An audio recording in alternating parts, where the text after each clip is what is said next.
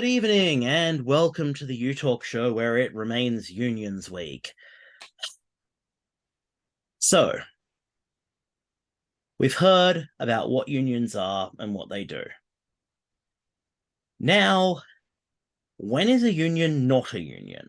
There are a lot of things in Australian society and worldwide that refer to themselves as unions that either do not meet the legal definition of a union. Yes, there is one of those. Or, and this is my personal favorite, do not represent their workers correctly. We're Pick about to me, bust out the teacher, C pick word. me. We're about to bust out the C word, Kyle. I'm getting a semi just thinking about it. We're gonna end up talking about corruption again. Probably, but not yet. Because When first is a I've got union a not a union, bone. Kyle? I've got a bone to pick. Now, we've kind of mentioned this before. We've actually sort of talked about it, and you've told me that it's gotten better. But completely forgetting what that conversation was like because my memory's just not working at the moment. The AUWU. When it's the AUWU, at least back at a certain point, but also kind of today, as it's not a union but rather an incorporated association. Mm-hmm. And last I checked, again, Horst has told me that it has improved since then, and I hope that he's looking it up to refresh my memory. But last I checked, it was actually a bunch of rich kids who were bitching about the people who actually work to benefit workers, in spite of the fact that they themselves don't do anything to improve the situation regarding industrial relations. That being said, that information might be slightly out of date, according to my vague memory of what you have once said. But that being said, when a union is not a union, while he's looking that up, I'd also like to talk about false flag unions, which at least a short while ago, the AUWU, or Australian Unemployed Workers Union, definitely qualified as. False flag unions are unions set up to steal members from real unions and not benefit their workers. Ah, yeah, like the STA. Sorry. I don't remember that one. I think you've talked Yeah. about it, but I can't remember. My brain's just not working right now. So that's kind of me. Where are we at with the AUWU? Okay, so I would like to point out some things here. The AUWU is an advocacy group, not a union. You're right. It doesn't meet the legal requirement of being a union. However, it is a charity. Wait, it's a registered charity? Yeah, it's a not-for-profit. It is registered. Okay. But they do some of the things that a union does. They produce research and legal analysis. They seem to remember us talking reports. about that. I seem to remember us talking about that as well. They also carry out advertising campaigns in the same way that unions do. And they produce guides. They produce guides to a worker's rights. See, the AUWU, this is going to be really weird. So a lot of AUWU members / beneficiaries are the recipients of state welfare. They are people who are on Job Seeker, or is it Job Seeker or New Start these days, or on the Job Seeker, it's what it's called. They are people who are regularly dealing with Centrelink. But the AUWU does start from the position that these are people who would reasonably wish to work. And the AUWU has been sledged with accusations that they exist to improve the efficiency of dole bludging as an art form. And I feel that that is an unfair characterization. We also know that one of the office holders was like the son of a Victorian county court judge or something, which is what you were talking I don't about when you remember said that it was a bunch of rich kids playing at changing the world. I don't remember that, but I do remember reading about how effectively they like their okay, for lack of better terms, there was a circle of shitheads who took over the place, and all they did was slander um, people who had actually worked on submissions for them. I remember when we talked about them the last time we talked about them. Um, I mentioned that almost all of their submissions and work had been done by other people and given to them. Yep. To and in exchange for that, the people who had worked with them, in other words, did all their work for them, were basically uh, slandered, and I think they also called did they call Bill Shorten a rapist? I can't quite remember. One of them on Twitter. But that being said, I wouldn't be I surprised. Almost anyone can say anything on Twitter. But I would also like to point out, thanks to our sponsor, X Corp, that Twitter is now called X. yeah. I do remember you telling me that the leadership had changed, though, and it had Yes. gone into good hands. Why Yes, don't you tell that's us about correct. that? Why don't you tell us about that? Look, the information that Kyle had was old. AUWU in 2020 and I think in 2017 had done their regular board turnover stuff. Um, I can't tell you a lot about the history of the AUWU in this respect. Um, because quite frankly, their website is a piece of shit that very obviously belongs to a charity that can't afford a web designer. Um, so it's still a step above Centrelink's website. Yeah. Now, the problem is that the water has been muddied about the existence of the AUWU because we've had conservative commentators, fuckwits, in other words, publicly saying that all they do is try and teach people to dodge responsibilities. And we've had the Liberal Senator Michaela Cash, who said, and I quote, Australian taxpayers, and indeed those looking for work, would be offended by a union whose sole purpose appears to be keeping members out of gainful employment. The AUWU also provides resources to get people into jobs.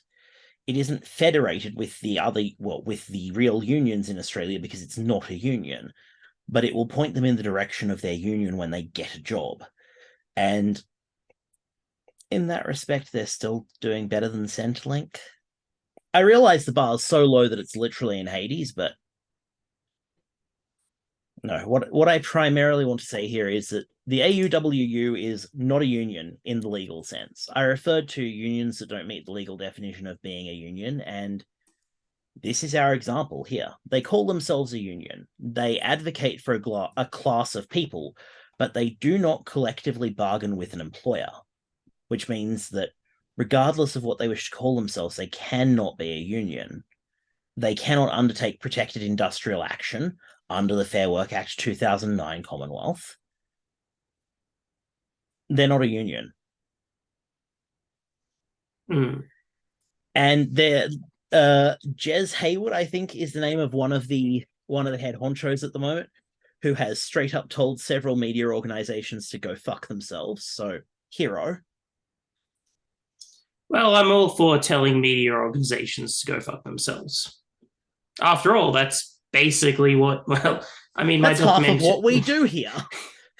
Well, I mean, look, it's. I was gonna say it's half of what my documentary does, but what my documentary does is more so point out just how shitty they are and just how much they are manipulating people.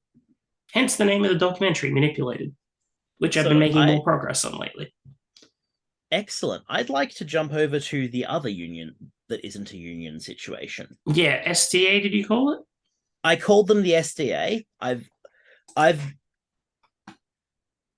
I've had thoughts about the SDA before, some of which have been presented during the U Talk show.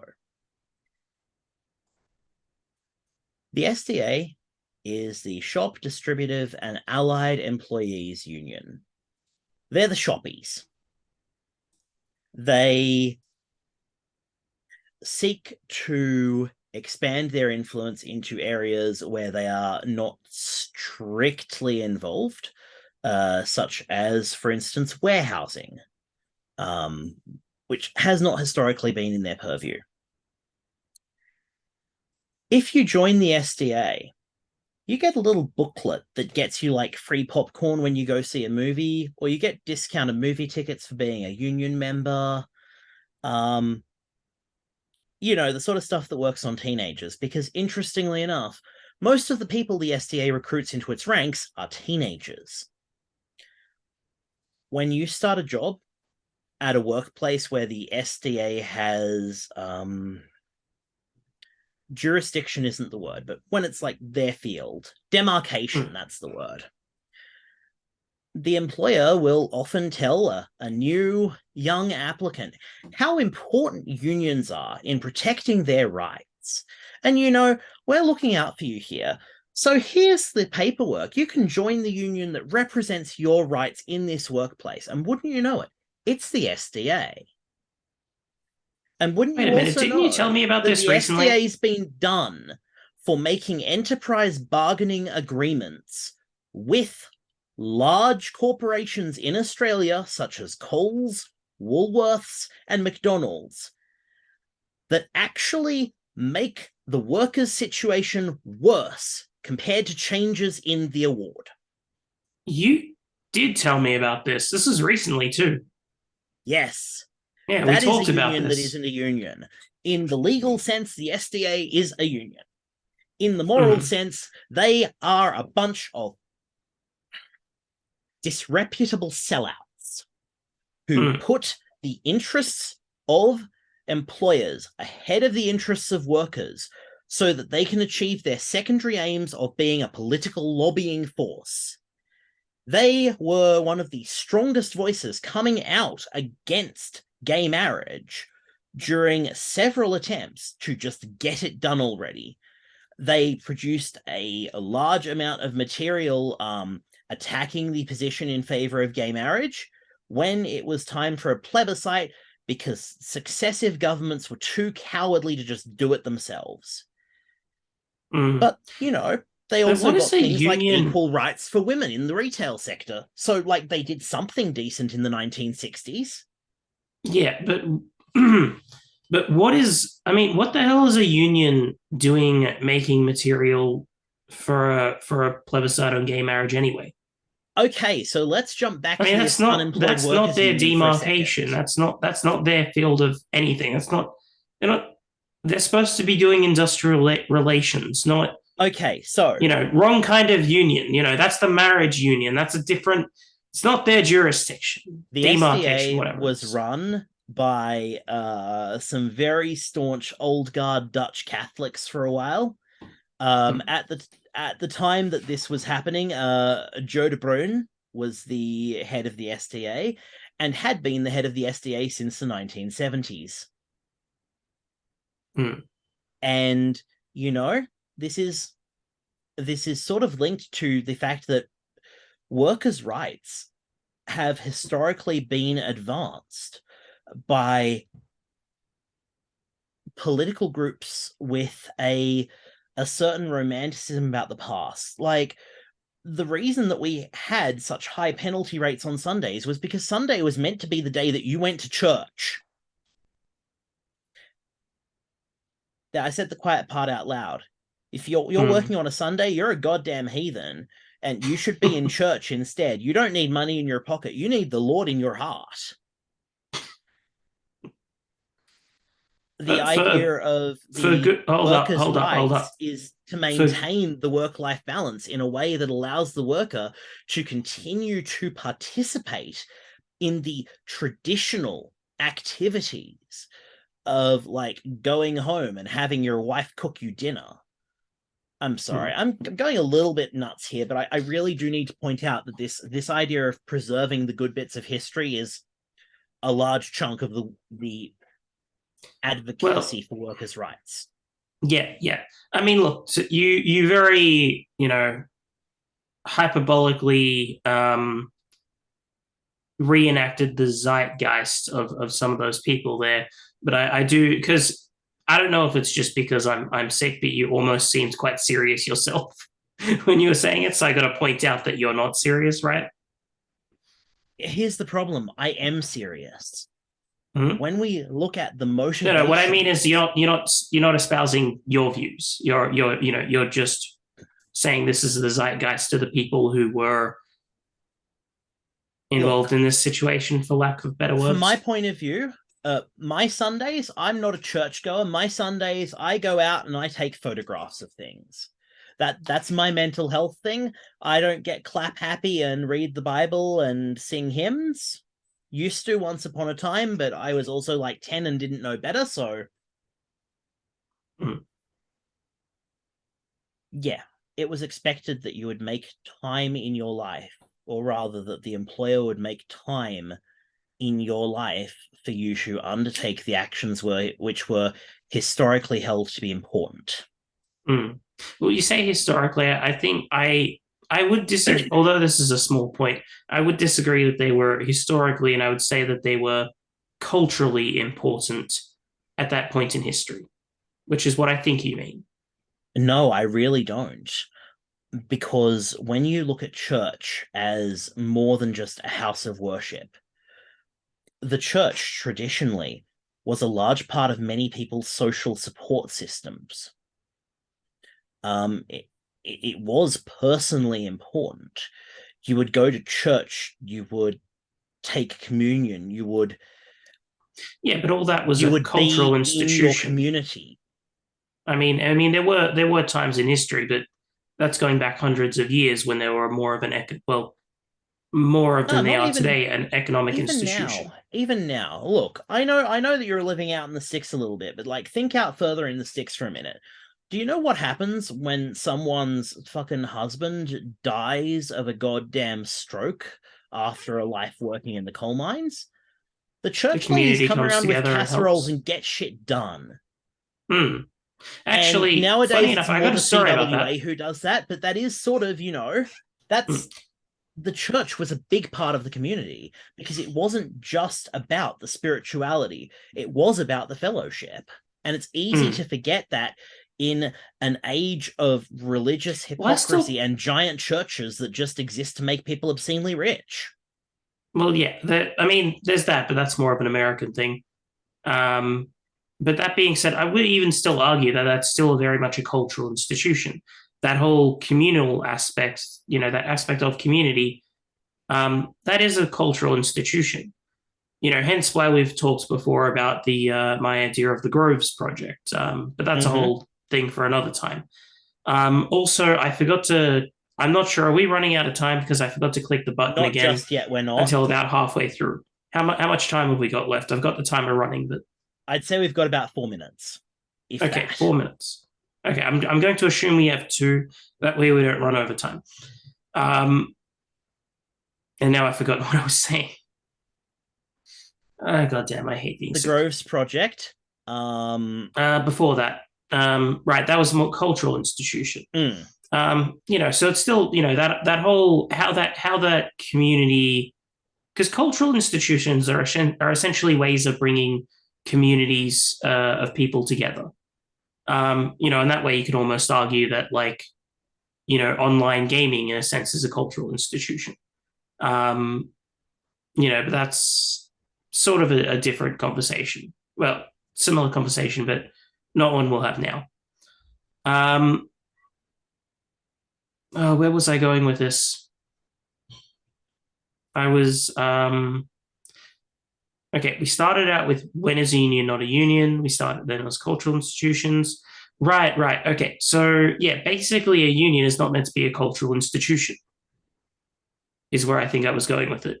So that although the something that was ingrained in the culture of its in the cultural zeitgeist of its leadership was that kind of Christian aspect. I think that although not incompatible, that like people having that cultural zeitgeist is not incompatible with being the leader of the leadership of a union. I think that their choice or their decisions on behalf of membership of a union should be divorced from their own cultural zeitgeist. Does that make sense? It does, I but I think I'm think making it's sense. I think it's one of those things where it's a situation where you can let the perfect be the enemy of the good. Like in an ideal world, we can see this happen, but the reality is for now that some institutions are intrinsically woven into the cultural consciousness, and divorcing them from that is more trouble than it's worth right now. How so? What do you mean they're woven into the cultural consciousness? Are unions woven into the cultural consciousness? Or is that not what you're referring to specifically? I was thinking more of the older institutions such as churches, but unions are Hmm. woven into the cultural consciousness. I'd actually like to quote Henry Lawson here. So we must fly a rebel flag as others did before us, and we must sing a rebel song and join in rebel chorus. We'll make the tyrants feel the sting of those that they would throttle. They needn't say the fault is ours if blood should stain the wattle. I mean, I'm sick, and those still come across as powerful words, Yeah, inspiring even. yeah. All right, let's That end on was that. in remembrance. That was in remembrance of the Eureka Stockade. Oh Uh, wow! this was yeah. We Actually, have wait, that Drake. was when the first industrial first. No, I can't remember. Nope, not the first, just one of the biggest. But No, Drake no, hold again on. Let me around the let me same finish my time. thought because it was like the first large change in what was essentially industrial relations laws. That was like the first large change, um, and the first large like essentially like if I remember correctly, that kind of birthed the union movement almost. That was like the cultural moment of it. Yes. Like we have from a year earlier though. I'm going to quote Drake for a second from a year earlier. Remember how the miners at Eureka's stockade fell. If need shall rise, ere union dies, we'll fight like them as well.